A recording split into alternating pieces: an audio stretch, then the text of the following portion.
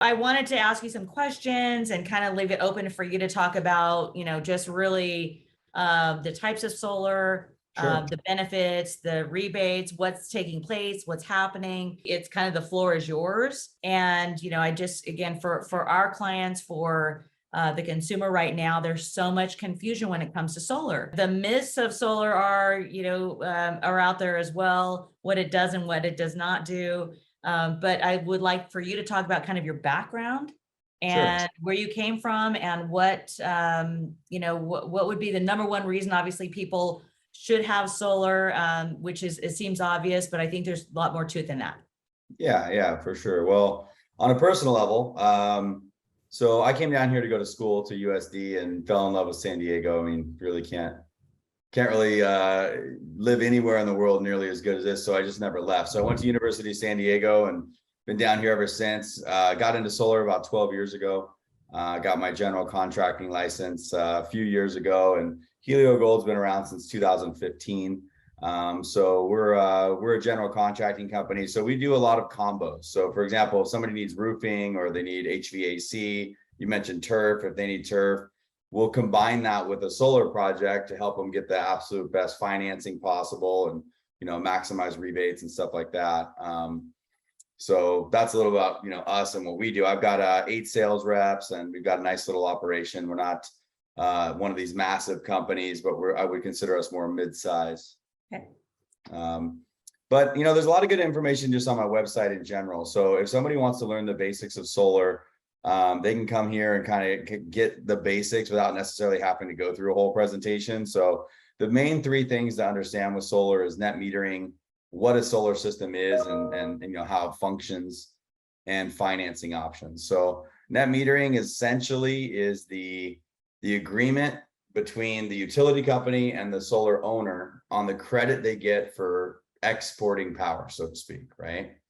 So for example, one of the things that that's happening right now is California. You may have seen some of this stuff on the news, but they're essentially changing the laws. So as far as net metering is concerned, I received this today. SunPower is a pretty big company, and net metering essentially is changing. So you're going to see a lot of stuff on the news, because right now, if you're producing electricity, any excess electricity flows into the grid and your meter runs backwards at the same rate that you would have paid.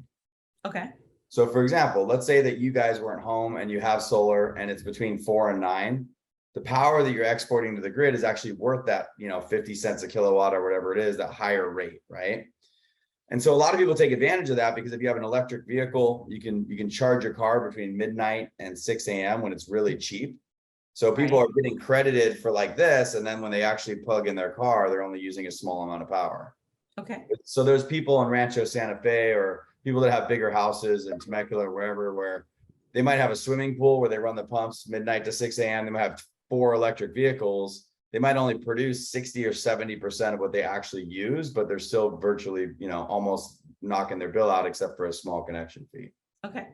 So Thank you for explaining that, because that is really simplified. I know there's you were geeking out with my husband previously, and I know he has a lot of in-depth questions, but the average consumer just needs it explained in simple terms. So I appreciate you breaking it down like that.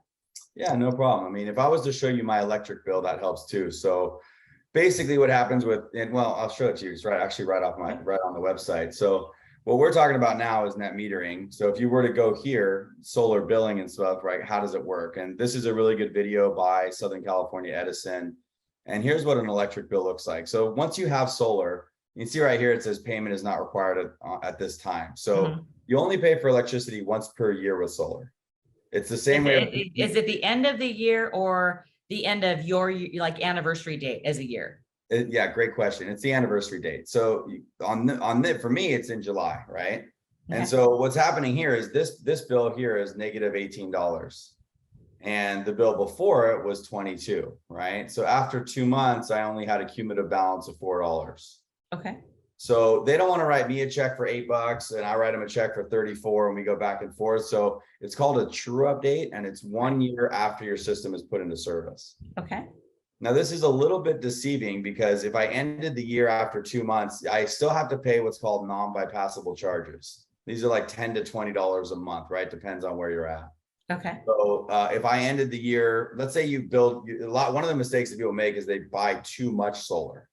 So let's say you need 15 solar modules, but you get talked into buying 20. So you spend an extra 5 to 10 grand on those extra modules, right? Okay. So, if at the end of the year you ended with like a negative $100 balance, they don't give you $100. They only give you a few pennies towards that non-bypassable monthly fee. And this is all electric companies, whether it's SDG&E or Edison, they all work the same. They all have little tiny differences, but for the most part, they work the same. So for example, the difference between San Diego Gas and Electric and Edison specifically, Edison has larger fees associated with solar, like larger non-bypassable charges essentially. Okay. And their rates tend to be smaller than SDG&E. Okay. Right. So I would say that just in general, you need to add a couple extra panels to help with offset in Edison that you may not need to do in SDG&E.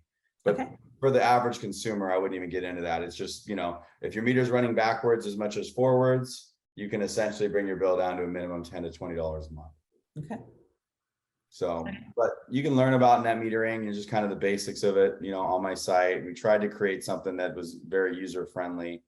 And then, the most important, this is what a solar system looks like, right? The components of it. You've got panels, an inverter, monitoring system, racking, wiring. A lot of people want to talk about batteries. Batteries are the big sexy thing right now, but they only have a 10-year warranty. Okay. So, and they're pretty expensive. So if you're interested in batteries and having that battery backup, it's definitely something to look into where you actually may consider leasing a system as opposed to purchasing it.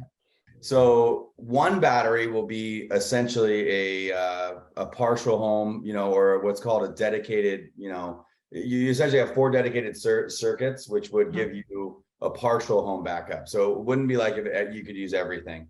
Right. Once you have 2 batteries or more, then you get into more of a whole home solution where you probably wouldn't want to back up a swimming pool or your, or a air conditioning system because you just drain the batteries really fast, but you could. So it just kind of depends on what you're looking for. Now, the best 2 batteries that are on the market today is the Tesla Powerwall 2 and the SunPower SunVault. A distant third is a battery called LG Chem. LG has, they've discontinued that battery a couple times. They no longer manufacture solar panels. So in my opinion, the only 2 to look at is either the SunPower one or the Tesla battery. So those are not